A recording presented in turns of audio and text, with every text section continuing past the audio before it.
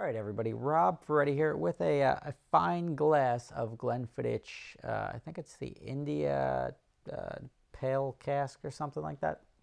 Proper drink. However, it's about to get hot in here. Why? Well, because I'm going to turn the fireplace on. That's why. But this will keep me cool. Today we're going to talk about the new ZR1. Just came out. ZR1, hot topic right now. Should you buy it? And the answer is, I don't know. We'll get into that. Now, the ZR1, if I was ever going to have a student driver 2.0, it hits all the right marks, except the starting price of 120 grand. It's a lot of car, and you can't just say that it's a great value, because it is a great value across the realm of exotics. $120,000 for that car is a great value. You get a lot of car, you get a lot of performance, it looks good.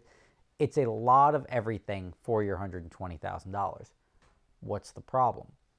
The problem is you can get a Z06, a new Z06, with no miles for like 75, even with like a $95,000 or $100,000 sticker. So now the question is this worth effectively an extra $40,000 or $50,000? That's a big thing to ask yourself, because the Z06 isn't a bad car. It does have its shortcomings. If you're going to literally beat the shit out of it on a racetrack, you have to add the cooling. That's much less than $50,000. It does have some cool aero on it. It does have all these extra heat exchangers, 755 horsepower, all very achievable for much less than $50,000. And the question is, if you do go out and buy that ZR1, are you ever going to use it? Like, are you ever going, is it a car that's going to have to sit to retain its value? Or are people going to track the crap out of them and they're going to lose their value because they become track rats, or they start to see mileage and people just aren't willing to pay that 125, 140, whatever that MSRP is for a Corvette, when the rest of them are trading in the 60s and 70s. And when you have cars like the ZR1, which is a terrific car, which you can score all day long for 55 grand. And the guy just sent me a message. He's like, hey, now that this ZR1 just came out, should I go scoop up the previous generation ZR1 for like 40 grand when the prices drop? Don't get your hopes up. The reason the prices aren't going to go down any further on that previous generation, the C6 ZR1, is because it's worth every freaking bit of $55,000 all day long, every day. That car is going to live there. Maybe it'll go up a little bit.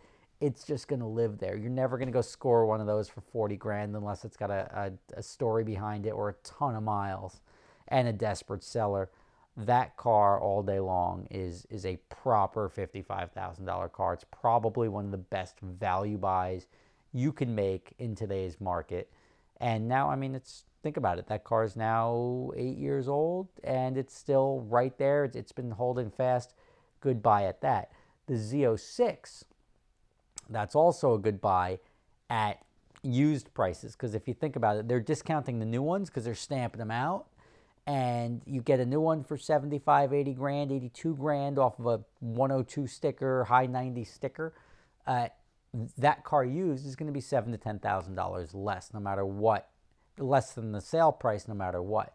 So, is the ZR1, as badass as it looks, as cool as it looks, is it worth, if you park that next to a brand new Z06, loaded up with a bag of $40,000 and hundreds in the trunk? That's the decision. That's the value equation that you have to ask yourself. 755 horsepower. I'm sure I've seen plenty of footage of the thing lapping Nürburgring. I'm sure they've got some sort of time that they're going to boast about, which is going to be very impressive, because that's a lot of everything. That's effectively 755 horsepower.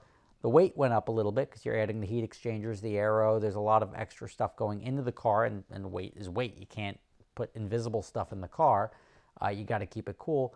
So assuming they addressed all that, added the weight, it's still going to put down, even at 3,500 and change with the aero, it should still put down a very, very low 7 minute and maybe a high 6 minute lap at the Nürburgring. So that's for you guys to now discuss. I'm going to finish my fine beverage here, and you can discuss whether or not you'd rather have any of the three options. I mean, I'm still stuck on a 20-year-old Corvette because I've got so much money dumped into it. But in a weird, twisted way, that's what I sort of see the new ZR1 as. About 750 horsepower with a wing and aero, and that's got a warranty. Trust me, it's not the same. But similar philosophies. That I was 20 years ahead of my time building something that Corvette finally did and did right. So if I was going to student driver 2.0 with the C7, that would probably be the car, but I don't know if I would buy that over. Now you're talking discounted NSX is new. There you can get a nice 997 turbo. You're shopping whatever R8 you want. I mean, there's a lot of interesting cars in that price category that I don't know if I would get the Corvette race car over that. And then you got the looming C8 with the mid-engine coming out, and who knows what the hell that's going to be. This is by far the sexiest, best Corvette, front-engine Corvette, and they're probably going to stop with front-engine Corvette. So this is going to be the ultimate expression of 50 years of building Corvettes. But I don't know if it's the car for me.